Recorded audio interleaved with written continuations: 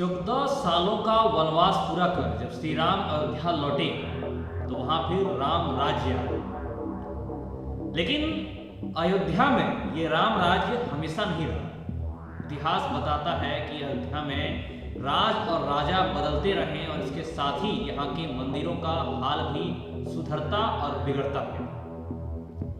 नमस्कार, मैं उमेश कुमार और आज राम जन्मभूमि के इतिहास की दूसरी कड़ी में आपको मैं बताऊंगा कि अयोध्या का जिक्र इतिहास में कहां कहां हुआ और जन्म की कहानी कहां कहां है। साथ ही आज की खास इस वीडियो में यह भी बताऊंगा कि आपको राम के राज के बाद अयोध्या का हाल क्या है और राम मंदिर को तोड़कर मस्जिद आखिर किसने और कब बनाई। आपको बता दूं, कनिष्क के समय दरअसल मंदिरों का रिनोवेशन हुआ।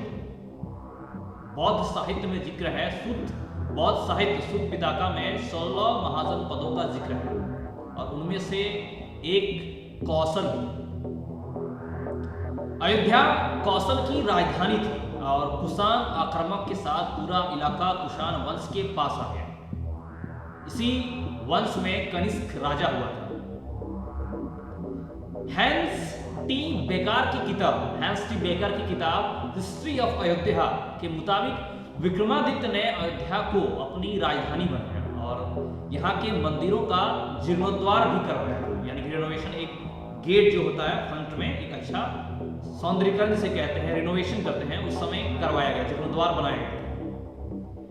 कुछ इतिहासकार मानते हैं कि मंदिरों का ये रिनोवेशन 57 ईस्वी यानी कनिष्क शासन काल में हुई थी, 97 ईस्वी में।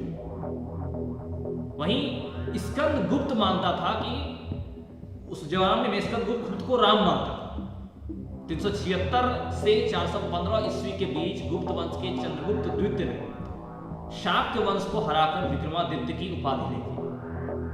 इतिहासकार A.L. बाशम कहते हैं कि चंद्रगुप्त विक्रमादित्य का पोता स्कंद गुप्त ने 454 से 467 ईस्वी तक शासन किया।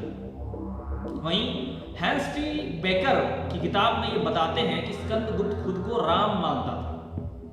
उसने अपनी राजधानी साकेत को बनाया था और नाम रखा था अयोध्या। इसको लेकर एक मत ये भी है कि अयोध्या के मंदिरों का रिनोवेशन स्कंद गुप्त ने करवाया था। जब उस खुद को राम मानने लगा था तो उसने अपने अनुसार, यानी कि उस समय वो रेनोवेशन करवाया था, कुछ बदलना चाह रहा था, कुछ अलग कर रहा था। साल 1192 में लगी थी अयोध्या में एक मंदिर बनाने पर रोक। इसका जिक्र गुप्त वंश के बाद आया। गुप्त वंश के बाद लंबे समय तक अयोध्या राजाओं की खींचातान में ये फंसा रहा जब उस पर रोक लगाया गया था। 1192 में मोहम्मद गौरी ने पृथ्वीराज चौहान को हराकर दिल्ली के तख्त पर कब्जा किया और उसी समय अयोध्या भी उसके नियंत्रण में आ गया था। 1192 में ही अयोध्या में मंदिरों के निर्माण पर रोक का आदेश जारी किया गया था। जो मंदिरों के निर्माण हो रहा था, रिनोवेशन होता, उस पर उसी के शासनकाल में उस पर आदेश जारी किया गया था कि इस पर रोक लगा दी जाए। हालांकि इस रोक के बावजूद यहाँ मंदिर बनाने के दस्तावेज मिलते हैं। इलाहाबाद जिले में गढ़वा और मेवाड़ में शिलालेख मिले हैं जिसके अनुसार साल 1199 में ठाकुर कुंदपाल श्रीवास्तव ने गढ़वा में नवग्रह मंदिर बनवाया और 1245 में एक अलग ठाकुर श्रीवास्तव ने सिद्धेश्वर मंदिर बनवाया। अयोध्या द हिस्ट्री जो किताब है उसको कहती है कि बाबर ने बनवाई थी मस्जिद, बाबर ने वहां की मस्जिद बनवाई थी। 1932 में छपी किताब अयोध्या ए हिस्ट्री में लेखक लाला सीताराम कहते हैं कि 1528 में जाने माने फकीर फजल कलंदर के कहने पर बाबर ने अपने सिपाह सलार मीर बाकी को हुक्म दिया था कि जन्म स्थान मंदिर को तोड़कर मस्जिद बनाए। वहीं जहां पे राम जन्म स्थान मंदिर था उस मंदिर को तोड़कर वहां पे मस्जिद बनाए, ये हुक्म दिया था। 17 दिनों तक हिंदुओं से लड़ने के बाद जब ये बात हुक्म आए, आदेश जारी हुआ तो वहां पे विरोध हुआ। तो 17 दिनों तक हिंदुओं से लड़ने के बाद मीर बाकी मंदिर में घुस पाया, लेकिन वहां से मूर्तियां अदृश्य हो चुकी थी। जब वो मूर्ति तोड़ने के लिए, वहां बनाने के लिए जब मंदिर घुसा, 17 दिन की लड़ाई हुआ, लेकिन उसके पहले वहां पे मंदिर कहा जाता है कि इतिहास की वहां की सारी मूर्तियां अदृश्य हो गई थी। बाकी ने बाबर के आदेश पर, जब वो आदेश मिला तो बाबर के आदेश पर मंदिर की ही सामग्री से मस्जिद बनवाई, उसी सामग्री का इस्तेमाल करके मस्जिद बनवाई, और ये बात मस्जिद की दीवार पर खुदी हुई थी।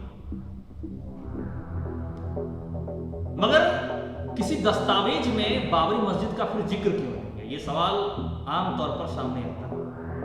बात सही है, किताब 1932 कि जो किताब में छपी थी अयोध्या हिस्ट्री में, जहां जिक्र है कि लेखक लाला सीताराम जो हिस्ट्री में कहते हैं कि 1528 में जाने माने फकीर फजल कलंदर के कहने पर बाबर ने अपने सिपाह सलार मीर बाकी को हुक्म देकर यह करवाया था बाबर, लेकिन इस बात का दस्तावेजों में जिक्र नहीं मिलता।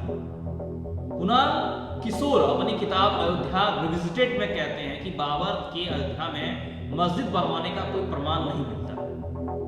वहीं बाबरनामा से लेकर अगले 240 साल तक के किसी भी ऐतिहासिक दस्तावेज में जन्मभूमि मंदिर को तोड़कर मस्जिद बनाने का कोई जिक्र नहीं मिलता। इतिहास में उस पन्ने को जिक्र नहीं करने दिया गया, उसे लिखने नहीं कहा गया, मतलब ऐसे दस्तावेज के रूप में उसकी कोई दस्तावेज नहीं बनी, बस शासन मिला, आदेश जारी किया, बना। कुणाल किशोर तर्क देते हैं कि बाबरनामा के मुताबिक 20 जून 1529 को बाबर ने मीर बाकी और उसके सेना को छुट्टी दे दी थी, और ऐसे में मीर बाकी के मस्जिद बनवाने का सवाल ही नहीं होता। इस तरह से कई तर्क वितर्क कंट्रोवर्सियां चलती रही। वहीं बुकानन रिपोर्ट से एक बात उठी कि बाबरी मस्जिद की बात जब बुकानन रिपोर्ट में उठी, दरअसल 1784 में फ्रांसिस बुकानन ईस्ट इंडिया में बतौर मेडिकल ऑफिसर भारत आया था। 1813 से 14 में उसने अयोध्या का भी सर्वे किया था और अपनी रिपोर्ट में उसने मस्जिद का जिक्र किया। उसने लिखा है कि हिंदुओं का मानना है कि मंदिर को औरंगजेब ने तोड़वाया था, वहीं यहाँ की मस्जिद बहुत मॉडर्न है और उस पर लिखा है कि इसे बाबर ने बनवाया था। इस विरोधाभासी रिपोर्ट की वजह से मस्जिद को बाबरी मस्जिद कहा जाता है। यहाँ से इस मस्जिद का नाम बाबरी मस्जिद का लोग से जितने भी मुस्लिम कम्युनिटी जो मस्जिद के थे, जो वहां जाते थे, उसे बाबरी मस्जिद कहकर पुकारते थे। मंदिर टूटने का पहला वृतांत सामने आया, एक जिक्र हुआ, एक यात्रा वृतांत में जो आया उसमें मंदिर टूटने का पहला जिक्र मिला। दरअसल मंदिर के टूटने का पहला जिक्र बुकानन की रिपोर्ट में ही, रिपोर्ट से 47 साल पहले 1767 में ऑस्ट्रिया मूल के पादरी टेफनेथेलर ने किया था। जी हाँ, सबसे पहला जिक्र मंदिर टूटने का कि मंदिर तोड़ के वहां मस्जिद बनाया, इस बात का जिक्र 47 साल पहले जब बुकानन की रिपोर्ट आई थी, उसके पहले 1767 में ऑस्ट्रिया मूल के पादरी टेफनेथलर ने किया था। टेफनेथलर ने भारत में 22 प्रांतों का दौरा किया और वृतांत लिखा जिसमें अयोध्या भी शामिल है।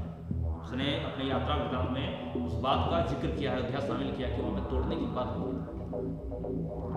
अयोध्या और फैजाबाद में 6 साल बिताने के बाद उसने जो वृतांत लिखा है उसमें मंदिर के टूटने और औरंगजेब द्वारा मस्जिद बनवाने का जिक्र है। अयोध्या में मंदिर को तोड़कर मस्जिद जरूर बनाई गई, लेकिन ये किस समय हुआ, किसके आदेश पर हुआ, वो औरंगजेब थे या बाबर थे, इस पर इतिहास कोई एक मत कायम नहीं कर पाता है। जब बात ये शुरू हुई तो एक का मत कायम नहीं पाता है। ये तो तय हो गया कि मंदिर को तोड़कर मस्जिद बनवाया गया, लेकिन किसने बनवाई, आदेश किसने दिया, औरंगजेब या बाबर ने। उसके बाद हनुमानगढ़ी से शुरू हुआ ये विवाद, और विवाद जब शुरू हनुमानगढ़ी से और धीरे धीरे ये विवाद कोर्ट तक पहुंच गया। ये कैसे पहुंचा, उस बात को यहां से समझ सकते हैं। कहा जाता है कि 1528 में मीर बाकी जो समय थे 1528 में, उन्हें बाबरी मस्जिद, जो बाबरी मस्जिद है उसे बनवाई, लेकिन विवाद का विस्फोट उसके 300 साल बाद 1855 में अयोध्या के सबसे बड़े मंदिर हनुमानगढ़ी में पहली बार सांप्रदायिक विवाद हुआ। पहली बार हनुमानगढ़ी में, जो अयोध्या का एक बड़े मंदिर के में जाना जाता है हनुमानगढ़ी, और यही झगड़ा कैसे 3 साल बाद राम मंदिर तक पहुंचा। ये झगड़ा जब बढ़ा, विवाद बढ़ा, जब लोग उसके बड़े जुटते गए, अपने हक के लिए लड़ते रहे। 1855 से जब उसने हक की लड़ाई जो वहां से शुरू हुई हनुमानगढ़ी से, और धीरे धीरे वह बात लड़ते लड़ते 3 साल बाद राम मंदिर तक मुद्दा पहुंचा। आखिर राम मंदिर विवाद कब और कैसे शुरू हुआ, वहां से शुरुआत होता है। लेकिन एक सवाल यहाँ आखिरी में आपको ये छोड़ के जाऊंगा कि जब वहां से 3 साल बाद जब राम मंदिर तक पहुंचा, ये हुआ 1855, फिर वो 1855 से अब तक में देखें तो राम मंदिर विवाद कब और कैसे शुरू हुआ, इन सभी सवालों का जवाब मैं आपको अगली वीडियो में बताऊंगा। आज के राम जन्मभूमि के इतिहास में आज के इस वीडियो में फिलहाल इतना ही। आगे आपसे फिर मिलेंगे कुछ नई अच्छी खबरों के साथ, और कल की वीडियो में, आगे की वीडियो में आपको इस बारे में बताऊंगा कि राम मंदिर विवाद कब और कैसे शुरू हुआ। नमस्कार।